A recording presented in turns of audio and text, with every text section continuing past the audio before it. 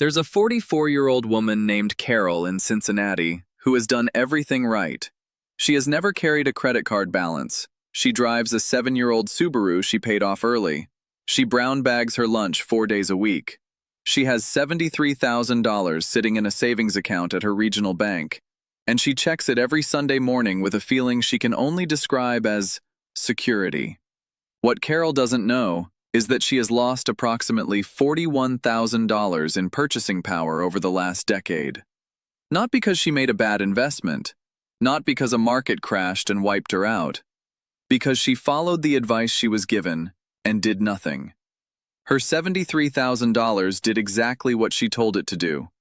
It sat there. And while it sat there, the economy quietly moved around it. The $73,000 that felt like a fortress in 2015 buys what $52,000 bought then. Carol is careful, disciplined, and systematically falling behind. And the bank holding her money is perfectly fine with that arrangement. The numbers that frame this problem are more alarming than most people realize. According to the Bureau of Labor Statistics, cumulative inflation from 2014 through early 2025 eroded purchasing power by approximately 35%. The Federal Reserve's most recent survey of consumer finances found that 54% of American households hold the majority of their non-retirement liquid savings in standard bank accounts or money market funds earning below the inflation rate. And a 2025 Charles Schwab Modern Wealth Survey found that 48% of Americans define financial security as having a large enough savings account balance, not a large enough investment portfolio. That distinction is everything. Because a savings account and an investment portfolio are not two versions of the same strategy. They are fundamentally different financial instruments with opposite long-term outcomes, and millions of people are using one where they need the other without ever understanding they made a choice. Here is the reframe that changes everything. Saving money and building wealth are not the same activity. They feel the same. They both involve discipline, delayed gratification, and saying no to things you want in the present. But one of them is a holding pattern, and one of them is compounding. And confusing the two is costing the average American household somewhere between $300,000 and $800,000 in retirement wealth, not through bad luck or unusual circumstances, but through the quiet mathematical penalty of parking productive capital somewhere it cannot grow. Let me show you the mechanism, because this is not abstract. When you deposit money in a standard savings account at a major bank, the bank pays you interest. As of early 2026, the national average savings rate at traditional brick-and-mortar banks sits at approximately 0.46% APY, according to the FDIC. The high-yield savings accounts at online banks were paying in the range of 3.8 to 4.2% APY through late 2025, down from the 5% peak in 2023, but still meaningfully better. If inflation runs at the Federal Reserve's 2% target, which has historically been optimistic, a high-yield savings account earning 4% still produces a real return of roughly 2% after inflation. A traditional savings account earning 0.46% produces a real return of negative 1.5%. Not zero, negative. You are losing purchasing power in slow motion, while the balance in the account increases in nominal terms. That is not an edge case. That is the experience of more than half of American households right now. The traditional brick-and-mortar bank is not making an error. This is the architecture. Big banks hold trillions in deposits, pay savers fractional interest, and deploy that capital into mortgages, commercial loans, and investment products that return 6 to 10% or more annually. The spread between what they pay you and what they earn on your money is how they generate profit. You are not a customer in this arrangement in the traditional sense. You are a supplier of raw material. The product they manufacture using your capital is financial return. You receive 0.46%. They receive multiples of that. The transaction is entirely legal, extensively marketed as responsible behavior, and structured specifically to make you feel you are doing the right thing while you do it. Now, here is where it becomes personal. Think about someone you know, maybe yourself, who has been accumulating savings for 10 or 15 years with real discipline. Setting aside money every month, watching the balance grow, feeling the way a responsible adult is supposed to feel about money. That person might have $60,000 or $80,000 or $120,000 sitting in accounts earning between 0 and 4%. Now run the alternative. That same monthly contribution, deposited instead into a broad market index fund tracking the S&P 500 with a historical real return of approximately 7% after inflation. Over 20 years, the difference is not marginal. It is transformational. A $500 monthly contribution at 1% real return over 20 years produces approximately $131,000. The same $500 at 7% real return produces approximately $260,000. Double. From the same discipline, the same sacrifices, the same habit, just a different destination for the money. At 8% nominal returns, the rough historical average of a total stock market index fund, money doubles every 9 years. At 0.46%, money doubles in 152 years. Those are not 2 points on the same spectrum. They are 2 entirely different financial lives.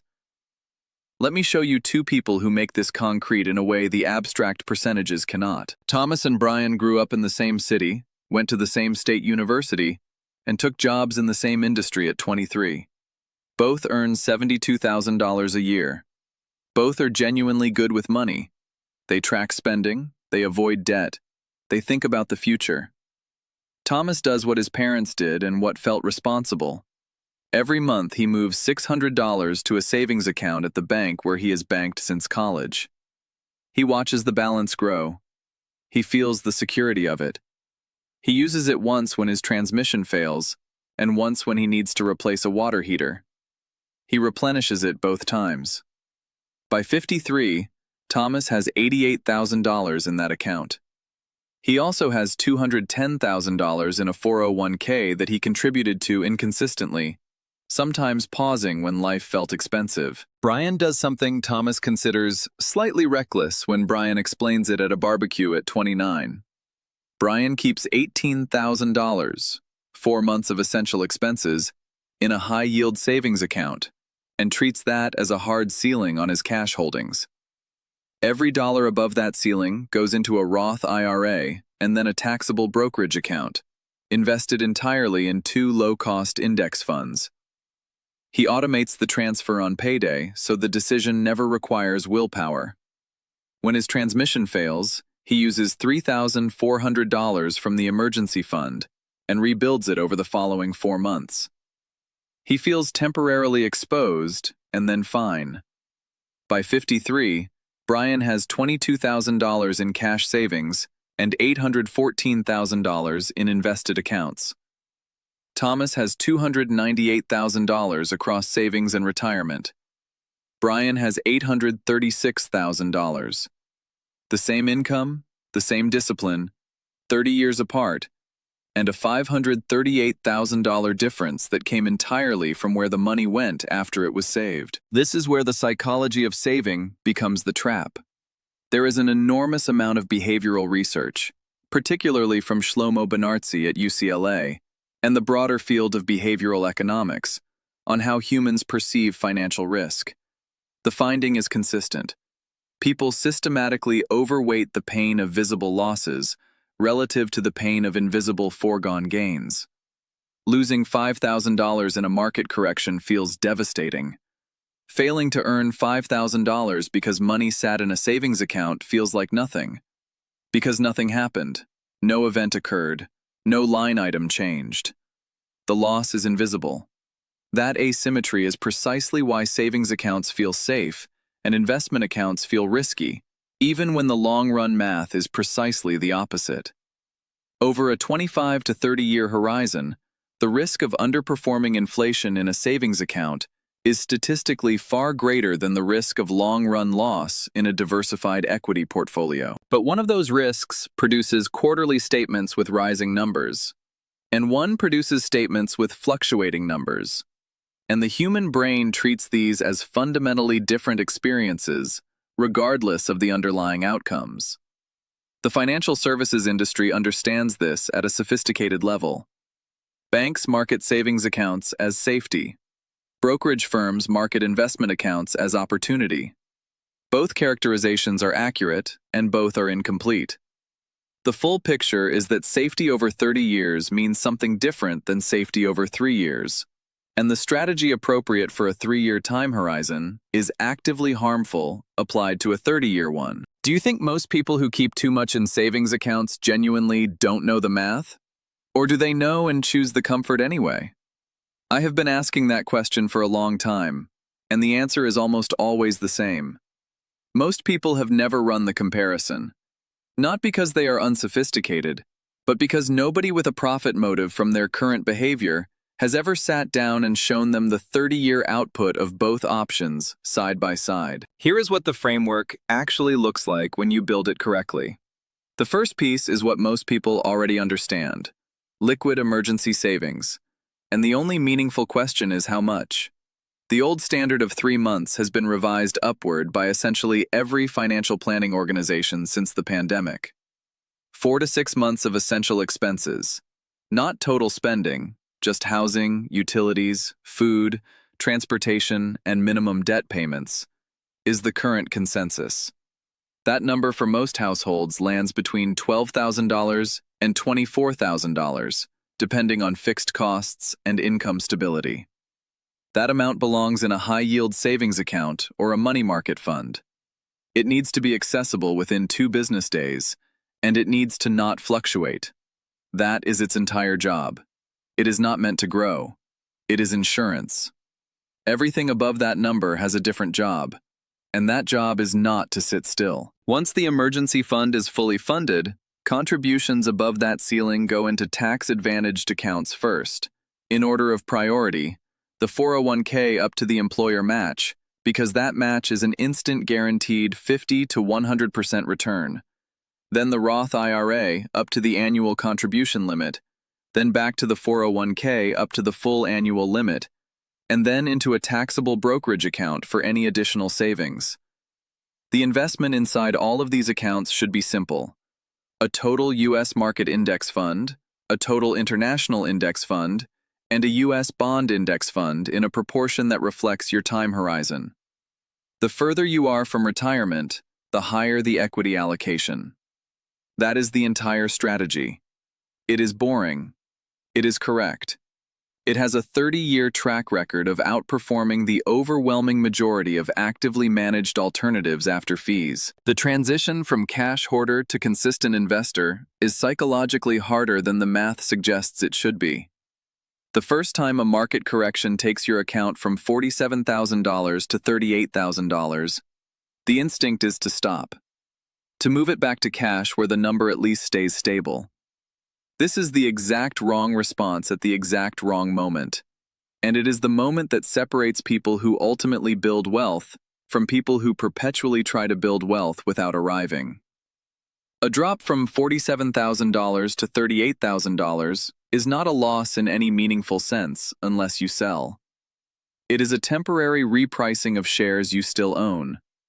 When the market recovers, and across the full recorded history of the U.S. equity market, it has always recovered, including after 1929, 2001, 2008, and 2020.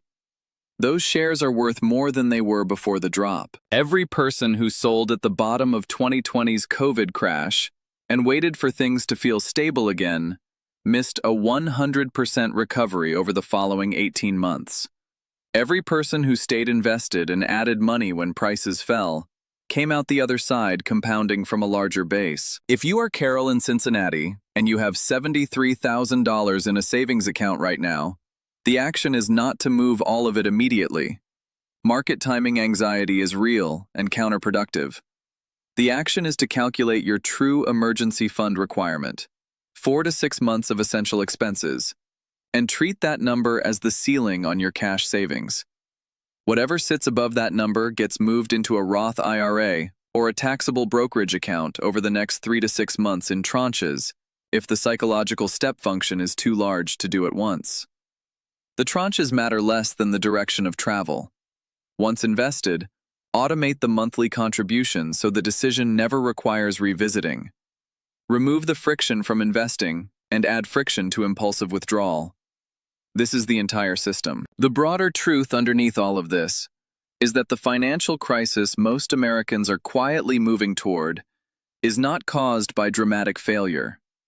Nobody gambled their savings away. Nobody made a spectacularly bad investment.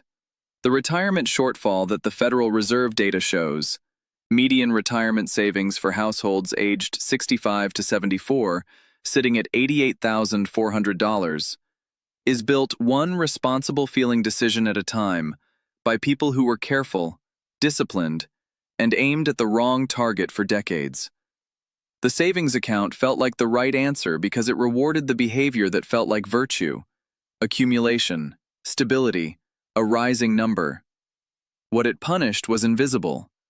30 years of compounding that went to the bank instead of to the person whose discipline made it possible. Carol's $73,000 can still change trajectories. She is 44. She has 2 decades of compounding time remaining. The money she moves from cash into equity markets today will double roughly twice before she retires at 64, if history holds. The money she leaves earning 0.46% at her regional bank will be worth marginally more in nominal terms and meaningfully less in real terms. The math is not ambiguous. The only question left is whether the number on a Sunday morning needs to feel stable, or whether Carol is ready to trade that feeling for what the number